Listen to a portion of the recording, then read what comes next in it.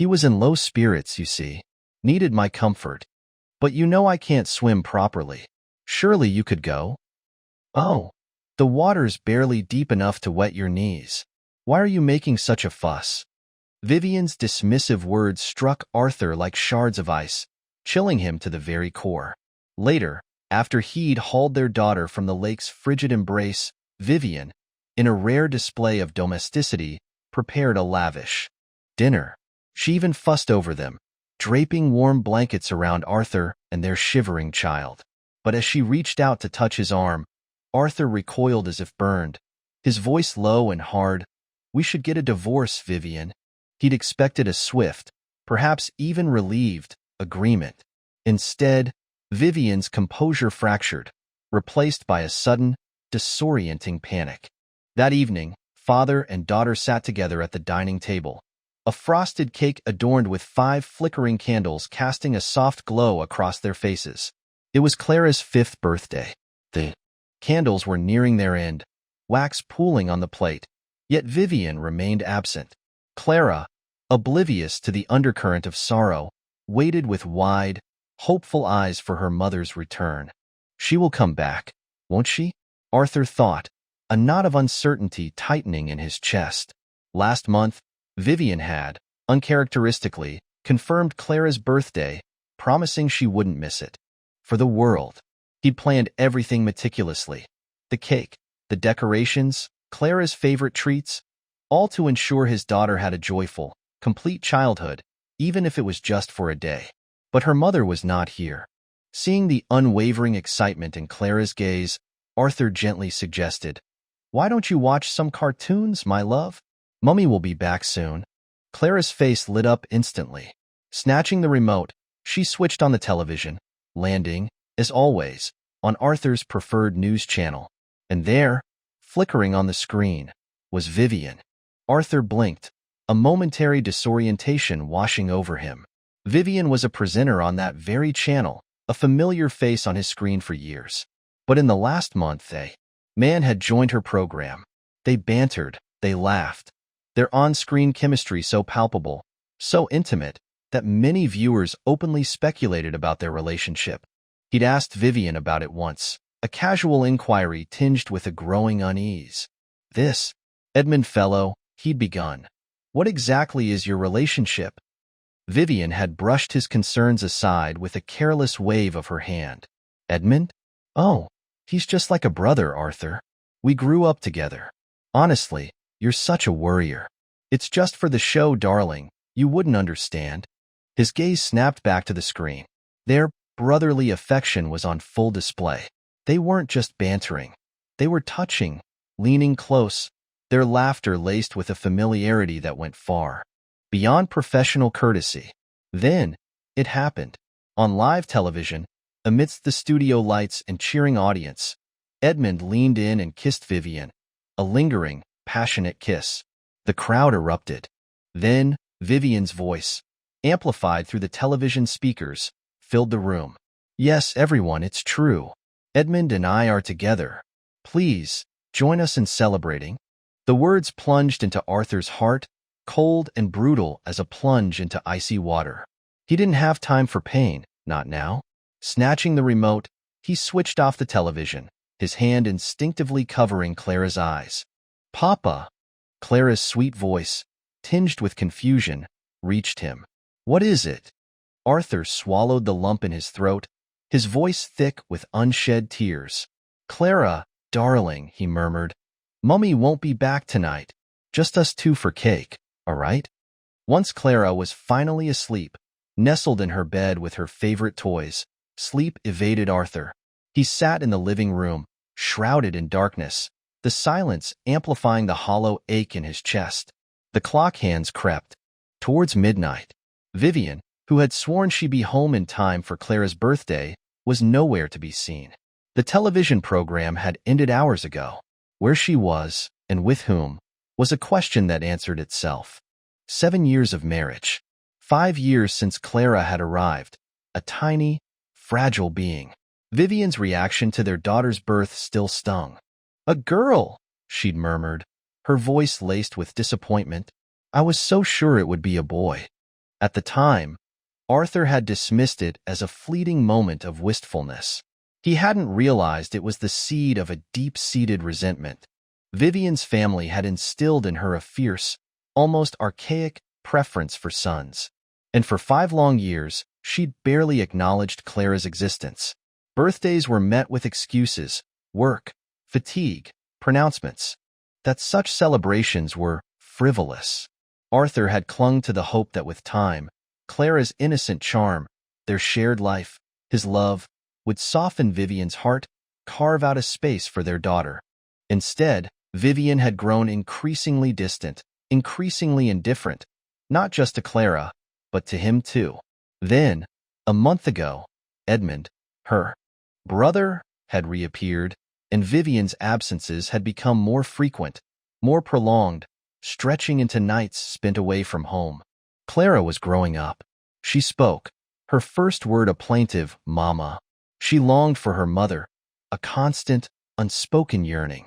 "Where's Mummy?" she'd ask, her voice small and questioning. And Arthur would repeat the lie. "Mummy's busy, darling." But what mother, no matter how busy, could neglect her own child so completely? Clara had a mother, yet she was starved of maternal love, while Vivian treated her own daughter as an unwelcome intrusion, something to be avoided. Numbness crept through Arthur's limbs. He finally stirred, the silence pressing in, and decided to retreat to the bedroom, seeking the oblivion of sleep. Just as he stood, a sound echoed through the quiet apartment, the click of the front door, followed by the sharp tap of Vivian's heels. He froze. Vivian was home. She flicked on the lights, the sudden brightness momentarily blinding him. Seeing him slumped on the sofa, she frowned. "What are you doing sitting here in the dark? I told you I'd be late, didn't I? Work was so demanding today. I can't just abandon my responsibilities, Arthur. Could you try, just once, to consider my needs?" Her voice was sharp, accusatory, each word a fresh wave of exhaustion washing over him. Arthur managed a dry, mirthless laugh. "Work," he echoed softly. "Is your work now announcing your affair on national television?" Vivian's face paled, her eyes widening in momentary alarm before hardening into defiance. She glanced at him, her expression shifting, calculating. A beat of silence. "You wouldn't understand," she said finally, her voice regaining its practiced coolness. "It's for the ratings, Arthur. Audiences eat this kind of thing up."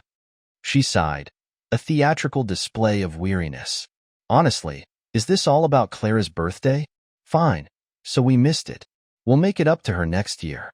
What's the big deal?" Arthur laughed again, the sound hollow and broken. "Next year, and the year after. How many next years would there be before Clara was completely bereft of a mother?" He wouldn't, let it continue. He opened his mouth, the words of divorce trembling on his tongue. But just then, Vivian's phone shrilled, the sudden ring piercing the quiet night. In the stillness, Arthur heard a voice, a man's voice, clear and intimate, emanating from the phone. "Vivian, darling, I've been waiting at the hotel ages. When are you coming back?" A pause, then, in a lower, suggestive tone. "Taking this long to buy protection?" A flicker of something softer, almost tender, crossed Vivian's face. "I'm on my way now," she murmured into the phone. Then, turning to Arthur, her expression hardening once more, she smoothed her hair, turning towards the door. "Well, since Clara's already asleep, I'll be off. Still got work to do, you know?" Work. A euphemism for a clandestine rendezvous with her lover. She didn't even bother to conceal it anymore. Arthur sank back onto the sofa, a bitter smile twisting his lips. His heart ached with a dull, persistent pain, like 1,000 tiny bites. Vivian was having an affair. With Edmund, the brother. He knew the story. During their heady courtship, Vivian had recounted her childhood romance with Edmund, her childhood sweetheart, torn apart by his family's emigration. "Do you still have feelings for him?" Arthur had asked, a flicker of insecurity surfacing even then. Vivian had snuggled closer, her youthful face radiating sincerity. "Don't be silly. You're the one I love now, Arthur. Always you." Lies. All lies. He'd constructed their marriage in his own mind, a fragile edifice built on wishful thinking. Vivian had never truly loved him. Their hearts had never been aligned. He needed to end it. For Clara's sake. For his own. Sleep remained elusive. Dawn crept into the apartment, painting the sky in shades of gray and pink. It was Clara's small hand tugging at his bedroom door that finally roused him. "Papa, park." Clara's voice was bright, insistent. He'd promised her, hadn't he? A trip to the park for her birthday. A pang of guilt twisted in his stomach. In her short life, Clara had never truly experienced the simple joys of childhood. "Mummy, come too," she'd often ask, her voice laced with longing. She yearned for a family outing, the idyllic image of mother, father, and daughter, united in happiness. But in reality, Vivian was a ghost in their lives, rarely seen, barely present. Looking into Clara's trusting eyes, Arthur's resolve softened. He'd give her this day, at least. He packed a picnic basket, gathered blankets, and prepared for a day at the park. Clara, with the resilience of childhood, seemed to have banished the disappointment of the previous night, her laughter echoing through the apartment. But Arthur knew. This was a ticking clock. He couldn't prolong this charade. He would file for divorce. At the park, Clara, bubbling with energy, raced off towards the swings, leaving Arthur to set up the picnic and pitch the small tent he'd brought. He pulled out his phone and dialed his lawyer's number. "Mr. Chun? It's Arthur here. I need you to prepare divorce papers." After discussing the legal formalities, Arthur went to find Clara, but she was nowhere in sight. A prickle of alarm shot through him. He searched frantically, his heart pounding in his chest. After questioning several parkgoers, he learned that a film crew had set up near the lake, and a small girl, matching Clara's description, had wandered in that direction. The lake, crowded, unfamiliar faces, panic tightened its grip. He raced towards the lake, pushing through the throng of onlookers, his breath catching in his throat. And then he saw them, Vivian and Edmund. They were rehearsing lines, scripts clutched in their hands, but their bodies spoke a different story. Edmund's hand rested possessively on Vivian's waist, his head bent close, whispering something that made her laugh, a low, throaty sound that Arthur had once found alluring. Then, Edmund's head dipped, and he kissed her, a quick, intimate brush of lips. Vivian giggled, pushing him playfully away. "Someone might see us." Edmund pulled her closer, his voice low and confident. "Who cares? We're public now, remember? Let them watch." And then he kissed her again, a long, lingering French kiss, oblivious to the world, lost in their manufactured passion.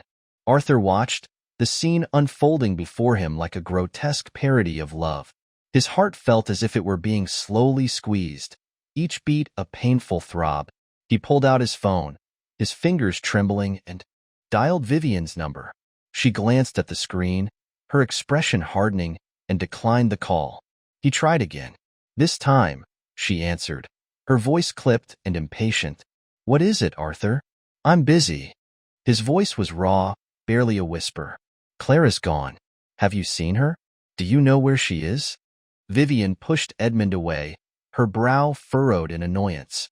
"Isn't she always with you? Where could she possibly go?" "Honestly, Arthur, don't bother me with these trivial things. I'm working."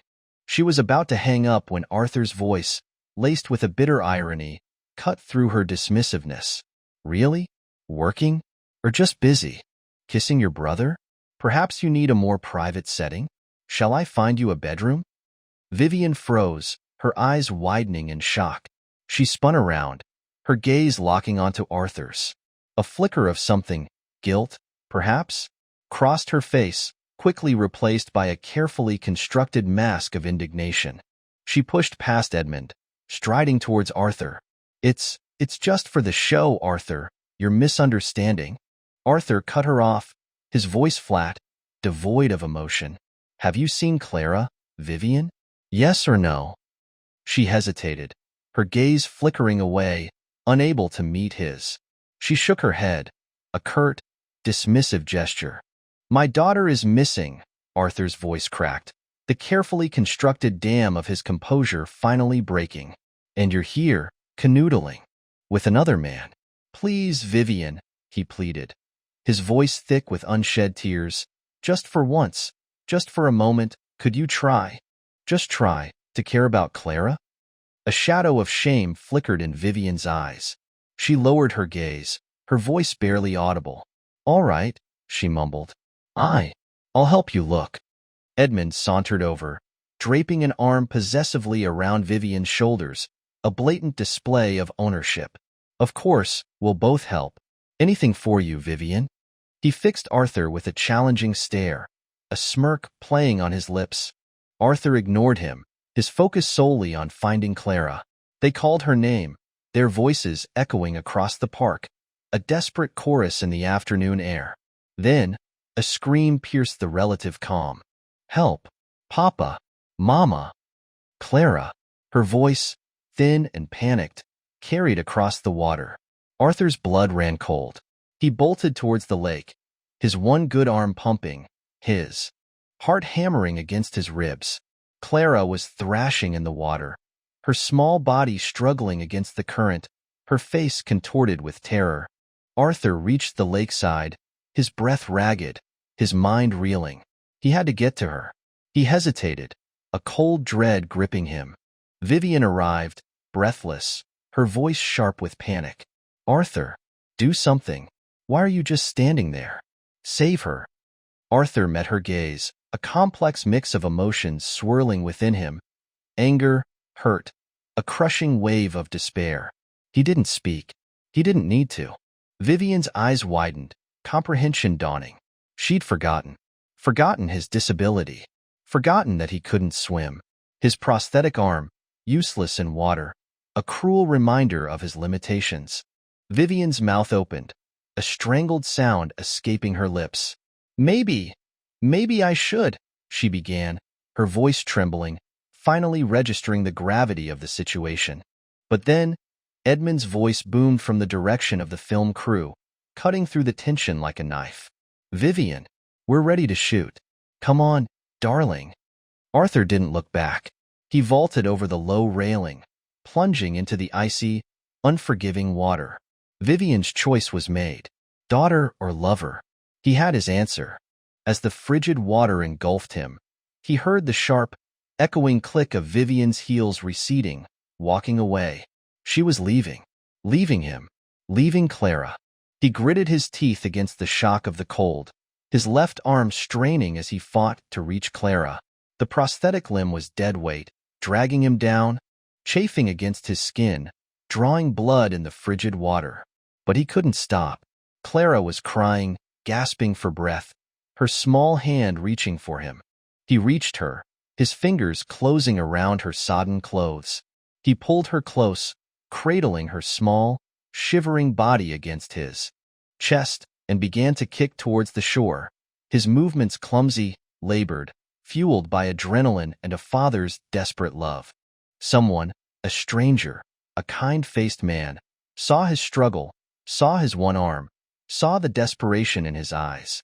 He waded into the water, reaching them both, helping Arthur drag Clara onto the bank.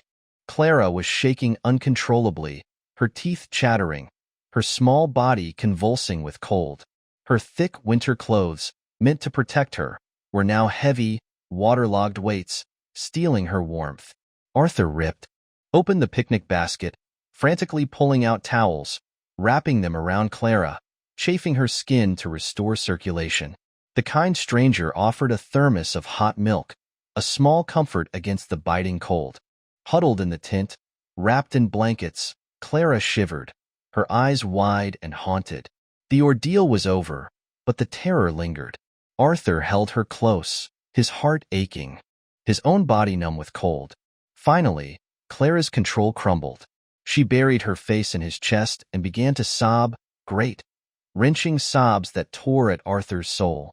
Papa, she choked out between gasps. Why didn't Mummy come to save me? Her innocent question, laced with a child's heartbreaking confusion, hung in the air. What could he say? Mummy was busy with work? What work could possibly outweigh the life of her own child? Clara was 5, old enough to understand, to sense the unspoken truths that hung heavy in their home. From the moment she could understand, Vivian had kept her at arm's length, a detached, almost hostile presence. Clara knew, instinctively, that she was unwanted, unloved. She was quiet around Vivian, deferential, always calling for Papa. She had tried, once, to bridge the chasm between them. She'd drawn a picture at kindergarten, a family portrait. Arthur, Clara, and Vivian, all smiling, holding hands. In her childish rendering, her mother was kind, loving, a mother. Vivian had seen the drawing. Her reaction was swift, brutal. She'd snatched the paper, tearing it into shreds, her voice rising to a shriek. This monstrosity? You actually think I'd want to look at this ugly thing? Don't you ever expect any kindness from me? You're just a girl, after all. Vivian had torn more than just a drawing. She'd ripped apart a small child's fragile hopes, her innocent attempts at connection, her very heart. From that day forward, Clara had retreated, withdrawing into a world where Vivian barely existed. Arthur held Clara tighter, stroking her hair, his voice a low murmur against her ear. She was so brave, even in her tears, trying to stifle her sobs, knowing it caused him pain. He took a deep breath, steeling himself for the words he knew he had to say. "Clara, my darling," he began, his voice thick with emotion. Mummy doesn't love us anymore. Mummy loves someone else now. We don't need Mummy, my brave girl," he continued, his voice breaking. "Just you and Papa, all right? Just the two of us. Will that be okay?" Clara's sobs intensified, then morphed into a raw, heartbroken wail. "No, Mummy," she cried, clinging to him. "I don't want Mummy. I don't want her anymore." Clara was shivering, soaked and cold. Arthur stripped off his own damp coat, wrapping it around her, then hurried to a nearby market to buy her warm clothes. He brought her home, tucked her into bed, and finally, after hours of gentle coaxing, she drifted into a fitful sleep. Exhausted, heartbroken, Arthur opened the tent flap to gather the remaining picnic things. And there, standing in the twilight, her silhouette framed against the fading light, was Vivian. Vivian stood there, eyes red-rimmed and glistening with unshed tears, her lips trembling. She clutched several shopping bags, large and small, filled, Arthur noted with a pang, with what appeared to be children's clothing. Arthur quickly zipped up the tent flap, shielding Clara from her mother's sudden reappearance. He ignored Vivian, brushing past her without a word. She reached out, stopping him, thrusting the bags into his hands. Her voice, when she finally spoke, was a choked whisper. These are for Clara." Arthur recoiled as if from a viper, pushing the bags back at her. "Clara has no need of them." Vivian's hand faltered, retracting as if stung. A sob caught in her throat. I'm so sorry, Arthur," she stammered, her voice thick with tears. "I forgot about your arm. I thought the lake was shallow," she finished lamely, her excuse hanging in the air, pathetic and hollow. Arthur stared at her, a bitter, humorless laugh escaping his lips. He remained silent, his gaze unwavering, accusatory. They stood locked in a silent confrontation, the tension crackling between them.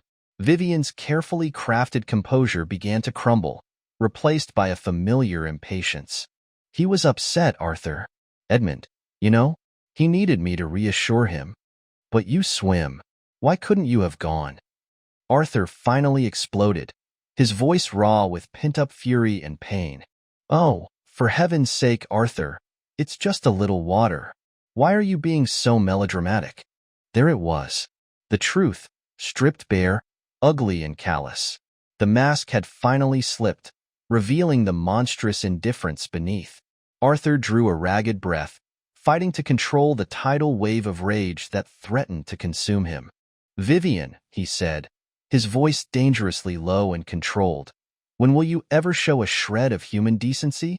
Your daughter, your own flesh and blood, was drowning, and your only concern was your precious moonlight?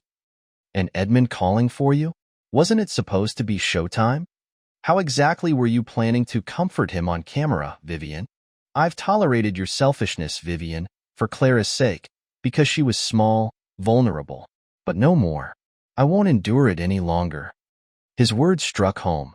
Vivian's carefully constructed facade of defiance shattered completely. Panic flickered in her eyes, followed by a dawning realization of the enormity of her actions, a desperate, belated regret. Her hands went limp, the shopping bag slipping from her grasp, tumbling to the ground. She reached for Arthur, her fingers grasping his arm, shaking her head vehemently. No, Arthur, no. You don't understand. Please, let me explain. Edmund and I, there's nothing between us, I swear. It's all just for the show. You have to believe me. Arthur ripped his arm from her grasp, the force of his movement sending her stumbling backward, collapsing onto the grass. He looked down at her, his face a mask of cold contempt. Vivian, when will you learn to take responsibility for your actions? Adultery is adultery. Stop hiding behind this pathetic work excuse. You despised Clara from the moment she was born because she wasn't a boy, blinded by your archaic prejudices. But have you ever stopped to consider, Vivian, that you are a woman too? Her face drained of all color, her meticulously applied makeup unable to conceal the raw terror in her eyes. The carefully constructed world she'd inhabited, built on lies and self-deception, was crumbling around her. She was finally grasping the magnitude of what she was about to lose. But it was too late. Irrevocably, tragically, too late. Arthur kicked aside the scattered shopping bags, expensive designer labels now stained with mud and grass. Keep these clothes, Vivian, for your future children with Edmund. Don't inflict them upon my sight. He paused, turning back to face her, his voice ringing with finality. And Vivian, we're getting a divorce? No. The denial was sharp, visceral, tearing from her throat. The woman he had expected to readily agree, to even welcome the separation, was suddenly, fiercely, protesting. She scrambled to her feet, snatching up the scattered shopping bags, placing them carefully on the picnic table in front of the tent, as if performing some absurd ritual. I won't divorce you, Arthur. Her voice, though trembling, held a newfound steel. Arthur, I regret it. I know I've been wrong, terribly wrong. To you, to Clara. Please, she begged, her eyes pleading, desperate. Give me another chance, Arthur. Please. Arthur laughed, a short, harsh sound, devoid of warmth. Another chance? He repeated, his voice laced with icy scorn. How many chances have I given you, Vivian? 5. Years of Clara's birthdays, each one an opportunity for you to show her an ounce of love, an ounce of maternal affection. And each time, you threw it back in my face. You always assumed we had endless time, Vivian, but you were wrong. We don't want you anymore. He turned away, his heart a cold, heavy weight in his chest. You never gave Clara your love, and whatever love you once felt for me, you've squandered on another man. Without another glance, he turned and walked away, not forgetting to retrieve the shopping bags Vivian had brought, tossing them callously into a nearby rubbish bin. He asked the kind stranger who had helped rescue Clara to keep an eye on her for a moment. Turning back to Vivian, his voice devoid of emotion, he delivered the final blow. If you refuse to consent to a divorce, Vivian, then we will proceed through the courts. I assure you, I will win. The words shattered her. Her legs buckled beneath her, and she collapsed onto the grass, her carefully maintained composure finally giving way to a torrent of raw, unrestrained grief. She wept, a desolate, heart-wrenching sound that echoed across the park. After buying Clara new clothes at a nearby shop, Arthur returned to find Vivian gone. He thanked the stranger again, helped Clara change into dry clothes, packed up their belongings, and headed home. He unlocked the apartment door and stepped inside, only to find Vivian in the kitchen, a whirlwind of frantic activity. Clara clung to his leg, her small voice trembling. Papa, I don't want to see Mummy. Arthur's heart ached. He scooped Clara into his arms, shielding her eyes, carrying her to the bathroom. You're a big girl now, Clara. he murmured softly. You can have a bath all by yourself, can't you? Clara nodded, her small face peeking out from behind his shoulder.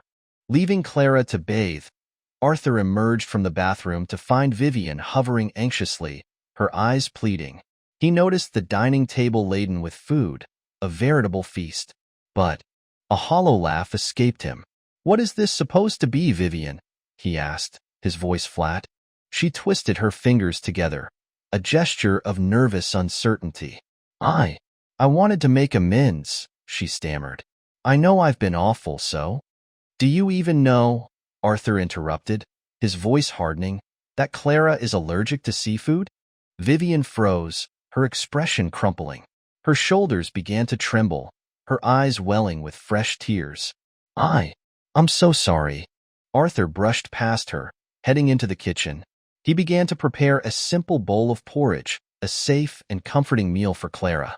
Turning back, he saw Vivian frantically scraping all the elaborate dishes she had prepared into the rubbish bin, her face a mask of despair. After a long silence, Arthur retrieved the divorce papers he'd printed earlier and held them out to her. Just sign them, Vivian, he said quietly. It's the best thing for both of us. Her face drained of color, turning ashen. She snatched the papers from his hand, her movements jerky and desperate, and ripped them to shreds, her voice rising in a shriek of defiance. I will never agree to a divorce, Arthur. Never. Don't even think about it. Arthur watched her, his expression impassive. She ran her hands through her hair, her carefully styled coiffure now disheveled, her composure completely shattered. She looked like a woman on the verge of a complete breakdown. Suddenly, she sank to her knees, clutching at Arthur's ankles, her voice a desperate plea. Arthur, please, forgive me. I was wrong. So terribly wrong. I was blind, stupid. I always thought we had so much time. Clara's still so young. How can you bear to deprive her of a mother? Just give me a chance, Arthur. One more chance to make it right. I promise I'll. Just then, Clara emerged from the bathroom, wrapped in a fluffy towel, her eyes wide and innocent. Vivian froze, her gaze fixed on her daughter, her voice dying in her throat. But I don't want you for my mummy anymore. Clara's voice, though small, was clear and unwavering, imbued with a chilling, adult-like resolve. Mummy, she continued, her voice steady, heartbreakingly mature for a child of 5. I don't want to see you again. You're not my mummy now. Arthur watched as something within Vivian seemed to shatter, silently, irrevocably. Her hands, still clinging weakly to his ankles, went limp. He gently dislodged her, and she slumped sideways, a broken, defeated figure on the floor. She had finally broken down completely. She hadn't anticipated, hadn't comprehended, that her own daughter would one day reject her so completely, so decisively. It was a consequence entirely of her own making, a bitter harvest of her years of neglect and indifference. She had reaped what she had sown. Arthur scooped Clara into his arms, carrying her towards her bedroom, closing the door firmly behind them. Clara asked for a story, a fairy tale. He chose Snow White. When the story was finished, Clara wasn't asleep. Instead, quiet sobs began to rack her small body. Why didn't the queen like Snow White, Papa? She asked, her voice muffled by tears. Because the queen was Snow White's stepmother, Arthur explained gently. But Mummy isn't my stepmother, Clara whispered, her voice thick with confusion and pain. Why doesn't Mummy like me then? Arthur was speechless, his throat constricting, unable to find words to explain the inexplicable cruelty of a mother's heart. He could only hold her close, murmuring soft reassurances, trying to soothe her broken heart. When Clara finally cried herself to sleep, Arthur opened the bedroom door. Vivian was still kneeling in the living room, exactly where he had left her. She must have heard Clara's heartbreaking question. Tears streamed down her face, mingling with streaks of mascara, a pathetic, ruined beauty. The woman who had beamed confidently from television screens, radiating charm and wit, was now a shattered, desolate figure. Sign the divorce papers, Vivian, Arthur said, his voice quiet but firm. I can ensure our private matters remain off the internet. You and Edmund can continue your relationship uninterrupted. Vivian looked up at him, her eyes suddenly hardening with a flicker of unexpected resolve. No, she said, her voice surprisingly firm. No, I won't. I'll publicly announce my separation from Edmund. I'll resign from my job. From now on, I'll stay home. I'll be here for Clara. Seeing the stubborn set of her jaw, Arthur knew arguing was futile. She was, in her own way, as inflexible as ever. A faint, bittersweet memory stirred within him, a ghost of the woman he had once known. He was reminded of a younger Vivian, fiercely independent, headstrong, and, in her own way, brave. He remembered their university days, their early dates. One evening, they'd stumbled upon a group of older boys bullying a younger student in a narrow alleyway, a clear case of schoolyard intimidation turning violent. Vivian had immediately rolled up her sleeves, ready to intervene. Arthur had grabbed her arm, urging her to call the police first. "Police will take forever," she'd retorted, her eyes flashing with righteous anger. "If I go in now, I can stop them from hurting him anymore." He couldn't dissuade her. He'd reluctantly called the police himself, then followed her into the alley. They had managed to stop the immediate beating, but they hadn't anticipated the weapons. One of the bullies had wielded a metal bar, another a knife. To shield Vivian, Arthur had instinctively raised his right arm, taking the brunt of the attack. The iron bar had come down with sickening force, followed by a searing pain as the knife sliced through his flesh. His right arm was gone. Just like that. The police arrived, arresting the culprits. Vivian had stared, speechless, at his blood-soaked arm, her face ashen. Tears streamed down her face, silent, uncontrollable. At the hospital, the doctors confirmed the severity of the injury. Amputation was unavoidable. That day, Arthur had witnessed Vivian at her most vulnerable. She had sat by his bedside, her eyes fixed on his bandaged stump, her vibrant spirit dimmed, replaced by a crushing weight of grief and remorse. She had wept, her voice choked with guilt. If it hadn't been for her impulsiveness, her recklessness, he wouldn't be injured. If she had listened to him, waited for the police, none of this would have happened. But there were no ifs in life, only consequences. So, he had taken her hand, his left hand, gently wiping away her tears, his voice soft, forgiving. "Then you're punished, Vivian," he'd murmured.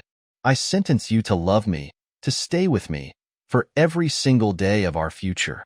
Later, still a student, Vivian had worked multiple part-time jobs, tirelessly saving every penny.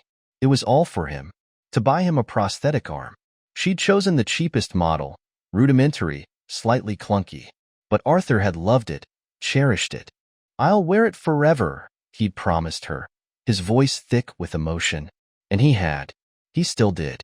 Even now, as successful professionals, with far more wealth than they'd ever dreamed of, he still wore that first, imperfect prosthesis. He believed they would never forget those early struggles, those shared sacrifices, that profound, formative experience. He'd been wrong. She had forgotten. Somewhere along the way, Vivian had lost sight of everything that truly mattered.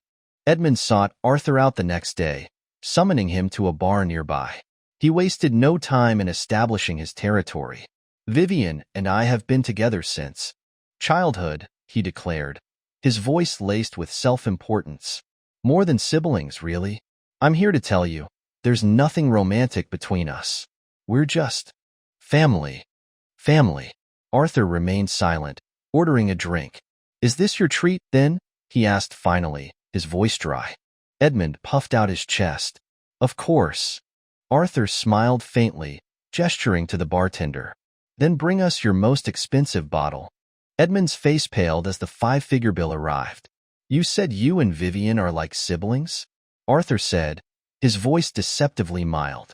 Edmund nodded, a forced smile plastered on his face. "Then why haven't you called me brother-in-law yet?" The smile faltered, then vanished completely. Arthur pulled out his phone, playing the video of Vivian and Edmund's passionate kiss in the park.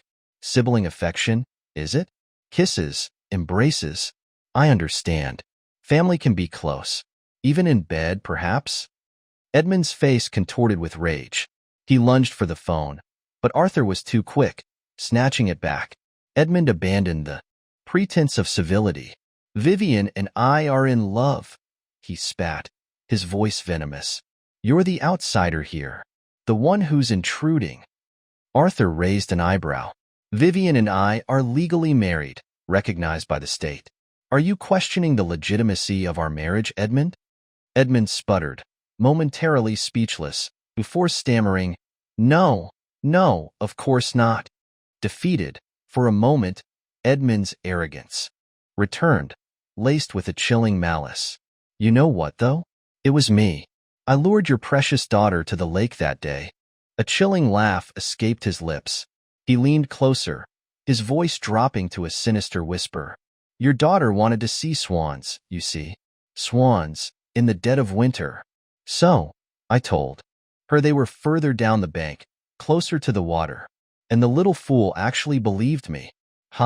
Imagine, your own daughter, so gullible, falling for such a simple trick. Watching Edmund's smug, self-satisfied expression, a cold fury ignited within Arthur. His vision blurred red. My daughter. His innocent, trusting 5-year-old daughter. Because of this man's cruel whim, his twisted desire to cause pain. If he hadn't arrived in time, the image of Clara's lifeless body, pulled from the lake, flashed through his mind. His hand clenched into a fist, knuckles white, veins bulging. Edmund, sensing the shift in atmosphere, the raw, primal rage emanating from Arthur, backed away, a flicker of fear in his eyes. Hey, easy now. There are people here. You can't touch me.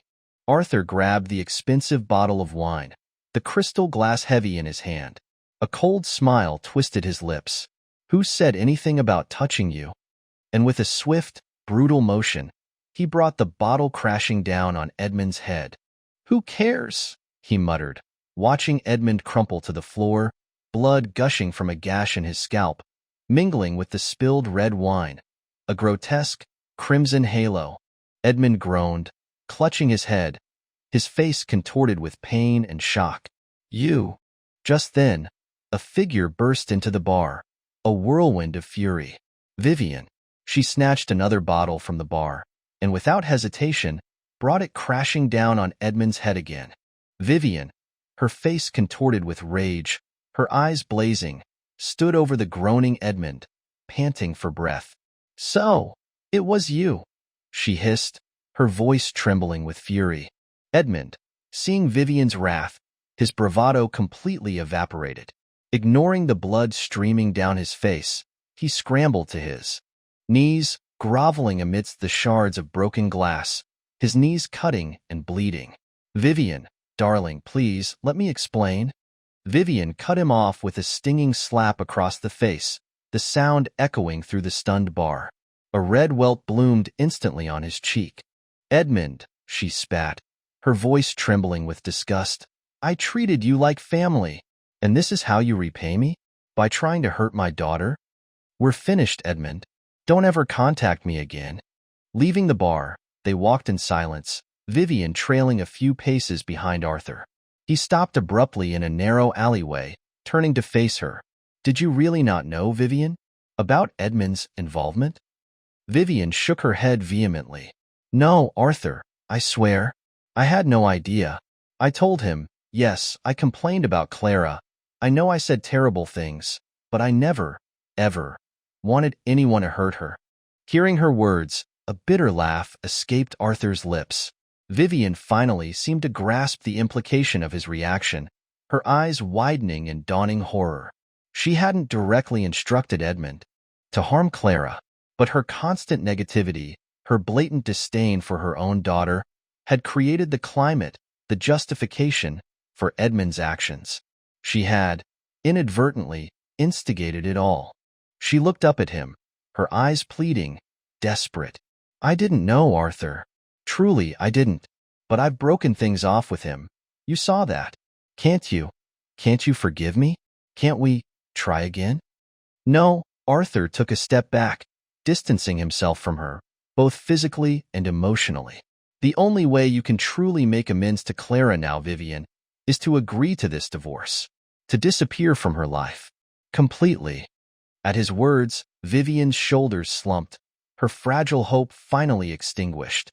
She bowed her head, her voice barely a whisper, choked with defeat. I understand. Vivian agreed to the divorce. Arthur printed another copy of the divorce agreement, signing his name with a sense of grim finality. Vivian spent hours locked in the study, and the next day, her signature appeared beside his. They went to the registry office together. Arthur couldn't help but remember their first visit to the same office, years ago. He'd worn the prosthetic arm she'd gifted him, his hand clasped tightly. In hers, they'd been brimming with youthful excitement, with naive, unwavering optimism. They believed in forever. They believed in each other. Now, they walked through the same doors, strangers once more. The clerk informed them of the mandatory 30-day cooling-off period. 30 more days of forced proximity.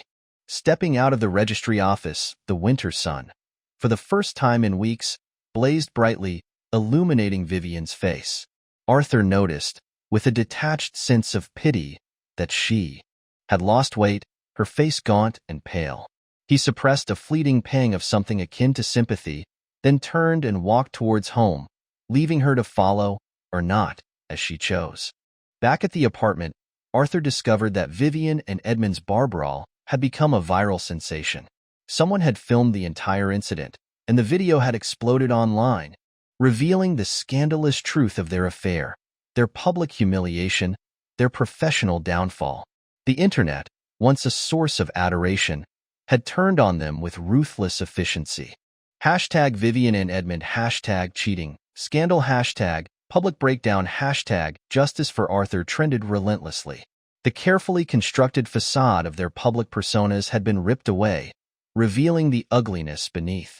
Wait, are you telling me that the lovey-dovey Vivian and Edmund from the show were fake? One commenter wailed. Fake? Honey, it's worse than fake. It's adulterous.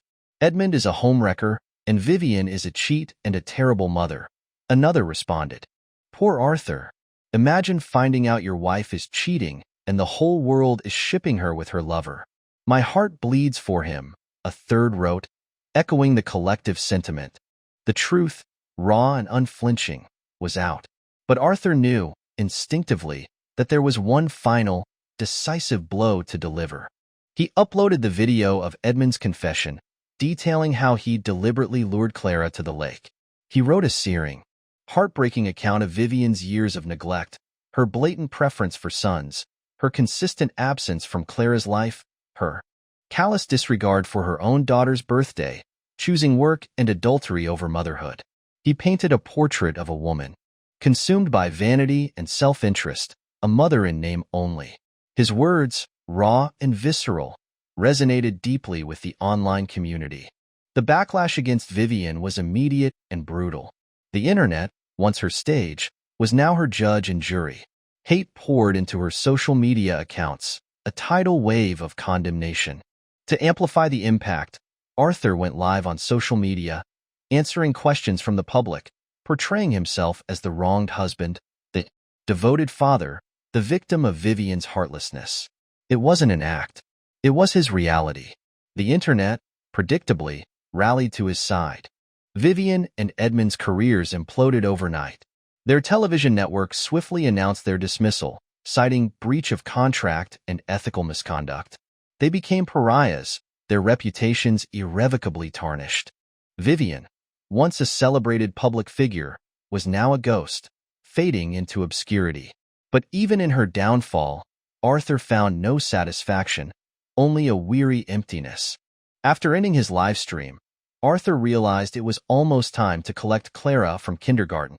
He hurried downstairs, his mind still swirling with the aftermath of the online storm. His phone rang. It was Clara's teacher. Vivian had arrived to pick up Clara, but the teacher, unsure, had called to confirm. I don't know her, Arthur said, his voice flat, devoid of emotion. At the kindergarten, Clara launched herself into his arms, her small body trembling.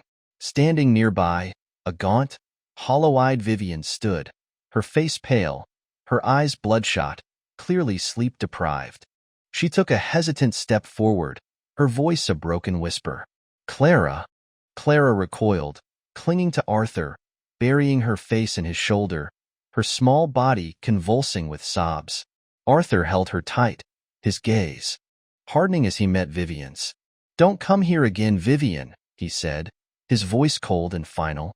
"You are no longer Clara's mother." He turned and walked away, Clara nestled securely in his arms. As he left, he saw Vivian's frail frame begin to tremble, her face ashen, her lips moving silently, mouthing Clara's name, a desolate, heartbreaking whisper. Too late, Arthur thought grimly. Far, far too late. He remembered the old adage, "You don't know what you've got till it's gone." Vivian had finally understood the devastating truth of those words. She'd had her chance, countless chances, and she'd squandered them all. Back home, Clara, nestled in his lap, asked a surprising question. "Papa, can we move house?" Arthur paused, a flicker of surprise in his eyes. He didn't ask why. He simply nodded. "Soon, my love, very soon." He'd hesitated to move before, clinging to the familiar comfort of their home, for Clara's sake, assuming she still felt some attachment to the place, too, the faint echoes of her mother within its walls. But now, it seemed, Clara had truly let go. She had moved on. She had, in her own way, become motherless. Arthur began searching for a new home, a fresh start, a clean slate for himself and Clara. Later that afternoon, news broke that Vivian and Edmund had been officially dismissed from their television network. Justice, of a sort, had been served. But the victory felt hollow, devoid of satisfaction. Vivian, the vibrant, ambitious woman he had once loved, was fading into a shadow of her former self, a stranger he no longer recognized. He remembered her youthful ambition, her unwavering drive to succeed, her passion for broadcasting, the very qualities that had first drawn him to her. But somewhere along the way, her ambition had warped, twisted into something unrecognizable, something destructive. She had lost her way, forgotten her heart. He hadn't seen Vivian since that day at the kindergarten. His phone rang on the 29th day of the divorce cooling-off period. He answered, expecting another legal formality, but the voice on the other end wasn't Vivian's. It was Edmund's. His voice was weary, subdued, utterly devoid of its usual arrogance. "Vivian," he began, his voice cracking, "Vivian, she's been diagnosed. Brain tumor. Terminal. They don't give her long." Arthur froze, the phone clutched to his ear, a cold wave of shock washing over him. The line went silent. He hung up, his mind reeling. Numb. Edmund wanted him to visit her. A strange mix of emotions warred within him. Pity, anger, a lingering, almost forgotten, sadness. After a long hesitation, he decided to go. He would take Clara too. He knew, with a heavy heart, that this might be the last time Clara would ever see her mother. At the hospital, Vivian was a shadow of her former self. Her skin was sallow, her lips tinged with blue, her eyes dull and lifeless. She was barely recognizable as the vibrant, glamorous television presenter he had once known. Edmund, surprisingly, was there, at her bedside, his usual swagger replaced by a quiet, subdued tenderness. Perhaps his feelings for Vivian, however twisted and destructive, had been genuine after all. Seeing Arthur enter, Edmund nodded silently and quietly left the room, giving them privacy. Clara, hesitant and shy, peeked out from behind Arthur's legs, her small eyes wide and uncertain.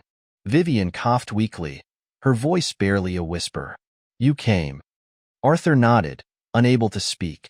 Vivian's gaze shifted to Clara, her eyes suddenly brimming with tears. She reached out a trembling hand. "Clara, darling," she whispered, her voice choked with emotion. Could you give your mummy a hug?" Clara glanced at Arthur, her small face questioning. He nodded gently. Hesitantly, Clara took a step forward, her small hand resting lightly on Vivian's shoulder, a fleeting, fragile embrace. It was their first and last hug.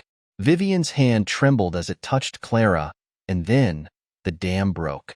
She wept great, wrenching sobs that shook her frail body. Clara, startled, retreated back behind Arthur, seeking his protection. Vivian, between sobs, explained that she had written a will, leaving all her assets to Clara, a belated, inadequate attempt at atonement. It was the first and last truly maternal act she had ever performed for her daughter. As a mother, she choked out, her voice thick with tears, I've been utterly useless. You were right, Arthur. So right. I am a woman too. Why was I so blind, so prejudiced? I was a fool. I hope, she whispered, her tears flowing freely, I hope I get to see Clara again, in another life, in any way, shape, or form. Her gaze shifted to Arthur, her eyes filled with a deep, profound regret. And you, Arthur, she murmured, her voice breaking. I'm so sorry. I've wronged you terribly. We were together for so long, and I forgot. I forgot everything that mattered. It's all right, Vivian, Arthur said softly, his voice devoid of bitterness, devoid of anger. It's all right now. It's all right. Because, in truth, he had already let go. He had already moved on. Vivian seemed to understand the unspoken words, the quiet finality in his voice. She simply wept, silently, uncontrollably. Edmund returned to the room, his head still bearing the faint scar from their bar brawl. He looked at Arthur, his eyes shadowed with grief. I'm sorry, Arthur, he mumbled, his voice barely audible. Arthur met his gaze, a flicker of something akin to pity passing through him. He nodded, a curt acknowledgement, then took Clara's hand and left the room. They wouldn't see Vivian again. He knew it, instinctively. A few days later, the winter holidays began. Arthur decided to take Clara away, to start a new life, far from the shadows of their past. Clara, who had never traveled before, was giddy with excitement, bouncing in her seat on the plane, her face alight with anticipation. She seemed to have completely forgotten, or perhaps finally reconciled herself to, the absence of her mother. As the flight attendants announced the imminent takeoff, requesting passengers to switch off their mobile phones, Arthur's phone rang. It was Vivian. A tremor of premonition ran through him. He answered. Edmund's voice, raw with grief, filled his ear. She's gone, Arthur. Arthur listened in silence, the hum of the airplane engines fading into the background. I know, he murmured, his voice steady. You're on a plane? Edmund asked, noticing the background announcements. Arthur confirmed. You're not coming back? No, Arthur said, his voice resolute. I'm not coming back. A long silence stretched between them. Then, Edmund, his voice barely audible, whispered, Safe travels, Arthur. And the line went dead. Beside him, Clara tugged at his sleeve, her eyes wide with wonder. Papa, can we touch the clouds from up here? Arthur smiled, his heart lighter than it had been in years. He ruffled her hair. Of course, my love. Of course we can. Looking at Clara's radiant smile, Arthur knew, with absolute certainty, that he had made the right choices. His daughter was his greatest gift, his truest blessing. Whatever the future held, they would face it together, stronger, more resilient, ready to embrace life and love anew. He could only hope that in another lifetime, if fate ever brought them together again, they would all, finally, learn to cherish what truly mattered, to hold fast to love, and to never, ever let go.